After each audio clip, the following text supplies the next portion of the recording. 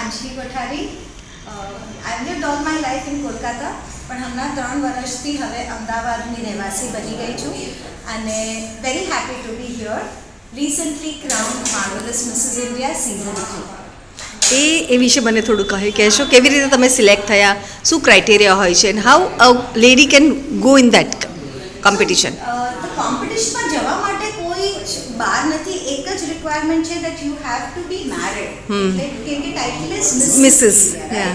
But other than that, there is nothing. There is no age bar, there is no weight bar, there is no look bar. એટલે હું પણ જ્યારે કોમ્પિટિશનમાં enter થઈ રહી હતી ત્યારે મેં જણાવ્યું હતું કે I like to keep my hair natural.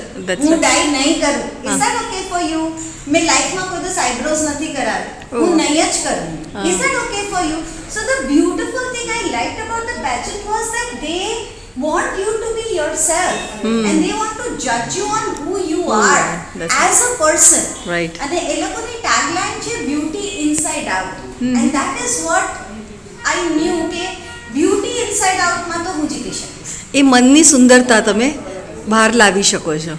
Correct. So it is completely in your hand. Like other pageants, they will check your outer appearance, જે તમારા હાથમાં હોતું નથી. રીતે કોઈ વ્યક્તિની હાઈટ ઓછી હોય તો એ મા બાપના જેવા જીન્સ હોય કે એમના ફેમિલી એના લીધે છે, એમાં એ કાંઈ કરી ના શકે. That's right. પણ તમારું ચરિત્ર તમે ગમે ત્યારે ચાહો એવું તમે ઘડી શકો કે તમારા ચહેરા પરથી તમારી સુંદરતા ઝલકે, તમારી આંખોથી લોકોને કાઇન્ડનેસ ને કમ્પેશન દેખાય, એમને વેલકમિંગ ફીલ થાય કે આ વ્યક્તિ પાસે જવાથી હૂંફ લાગશે.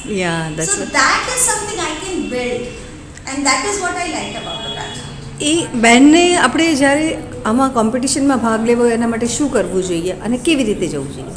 સી, કોમ્પિટિશનમાં ભાગ લેવા માટે બહુ સિમ્પલ છે. તમે પહેલાં એપ્લિકેશન કરો, પછી તમારું ઓનલાઈન ઓડિશન થાય. ઓનલાઈન ઓડિશનમાં જો તમે ક્વોલિફાય કરો તો તમે ટ્રેનિંગ લઈ શકો to make up for the things that you don't know. એટલે મારાથી હિલ્સમાં ચાલવાનું નહોતું થતું, મને નથી ફાવતું, મેં જીવનમાં કોઈ દિવસ હિલ્સ નથી પહેર્યા. So I could learn that for the pageant, right? Some people had the stage fear, જે મને નહોતો. તો એમાં I was already ahead of others. બરાબર છે, એ મને શીખવાની જરૂર ના પડી. થિંકિંગ ઓન યોર ટોઝ, એ તે લોકો કહે કે તમને જ્યારે છેલ્લે રાઉન્ડ હોય, તમે સિલેક્ટ થાવ ત્યારે તમને પ્રશ્ન પૂછીને 30 સેકન્ડની અંદર તમને જવાબ આપવાનો હોય. So you have to actually think immediately, understand the question and respond confidently. એ મારી અંદર ઓલરેડી હતું, તો એ મને શીખવાની જરૂર ન પડી, પણ જેને જરૂર હતી એને એ પણ ટ્રેનિંગ મળી. ટોટલ કેટલા rounds? Training you need to groom yourself, કે તમારા વાળ કેવી રીતે રાખવાના, તમારા ચહેરા પર શું સૂટ થશે, મેકઅપ કેવી રીતે કરવાનું. તમે કોઈ દિવસ કશું પણ ન કર્યું હોય તો આ પેજન્ટ એવી છે જ્યાં તમને બધું જ શીખવાડવામાં આવે. ટોટલ કેટલા રાઉન્ડ્સ હોય છે અને કેવી રીતે તમે એટેમ્પ્ટ કર્યા? સો રાઉન્ડ્સમાં they are judging you constantly from the day they take your audition. એટલે તમારી સાથે જેટલા પણ ઇન્ટરેક્શન થતા હોય, તમે ત્યાં પેજન્ટમાં ગયા 4 દિવસ તમારે ત્યાં રહેવાનું હોય, ત્યાં તમે બીજા વ્યક્તિ સાથે કેવી રીતે ઇન્ટરેક્ટ કરો છો, કોઈક સમસ્યા આવી તો તમે એનો સમાધાન કેવી રીતે કરો છો, are you losing your temper, are you being able to handle the situation. જેવી રીતે હું જૈન ખાઉં છું, કાંદા લસણ નથી ખાતી, અને મેં જણાવ્યું હતું કે મને ફૂડમાં એ પ્રેફરન્સ છે, પણ ત્યાં for one day I did not get any food because they did not know. Okay, so I was okay, કાંઈ નથી તો કશો વાંધો નહીં. અંડરસ્ટેન્ડ. પ્રોટીન બાર ખાધા અને પ્રોટીન ડ્રિંક લીધું ને ઘરેથી ગોળ પાપડી લઈ ગઈ હતી, એ ખાધી અને I was good. You are comfortable. So they are actually watching કે પ્રોબ્લેમ્સ અરાઇઝ થાય છે, and how you face it, કેવો છે, તમે એને કઈ રીતે હેન્ડલ કરી શકો. yes. So that is happening in the background and you don't even know. Right. So first જે રાઉન્ડ હોય એમાં તમને જે સબટાઇટલ્સ હોય એ આપે. તો ઈ પેજન્ટ દરમિયાન કોઈકની સુંદરતા ચરિત્રની દેખાણી કે દે આર વેરી ફ્રેન્ડલી, તો એને ઈ એક સેશ આપે.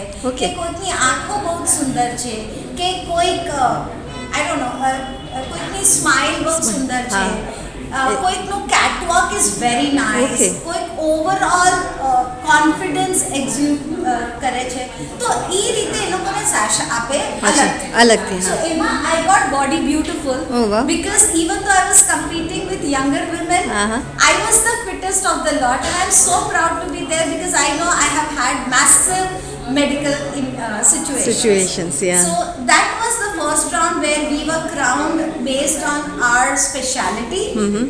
After that ramp walk ઉપર તમને જ્યારે ફર્સ્ટ ramp walk ઉપર જજ કરે કે તમારો કોન્ફિડન્સ કેવો છે, how do you carry yourself, That's right. એના ઉપર જજ કરીને we get 10 finalists.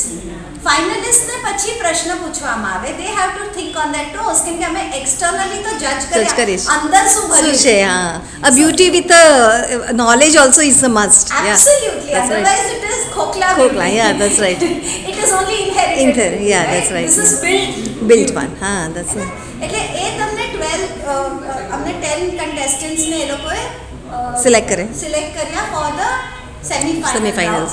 ત્યાં we were asked questions અને એમાં અમે કેવા જવાબ આપ્યા એના બેસિસ ઉપર then there were 5 finalists. Okay. 5 finalists were made to ask one question. બધાને સેમ ક્વેશ્ચન હતો. We had to write it on a paper in 1 minute time and we had to speak verbatim કે જે લખ્યું અક્ષરે અક્ષરે એ જ બોલવાનું. વાંચવાનું. હા. અને એના ઉપરથી અમને જજ કર્યું અને ક્રાઉન આપ્યું. But backstage when the judges met me, we had Sangeeta Bijlani, we had Taylor Elizabeth, who is Mrs. UAE World, Right. and we had Dhruv Somani, Nuke Fitness na je જે છે છે, હા, train. founders, and we had Maharani of Udaipur also. Oh, wow. So everybody, and we had Amruta Fadnis, yeah. Fadnavis. She was also there. So we had those 5 judges અને પાછળ એ લોકો backstage બધાએ મને એક જ વસ્તુ કીધી કે તારા white વાળ જોઈને અમને પ્રેરણા મળી કે હવે અમે પણ ચિંતા નહીં કરીએ ડાય કરવાની. Right. You can look beautiful even in yourself. That's right. એક મેસેજ બેનને શું કહેવા માંગો છો મારા ગુજરાત હેડલાઇનની વુમન્સને? દિલમાં જે ખ્વાહિશ હોય ને એ ઉપરવાળાએ તમારા દિલમાં એક બીજનું રોપણ કર્યું છે, એને સિંચજો, એને મારી નહીં નાખતા. That's right. Thank you.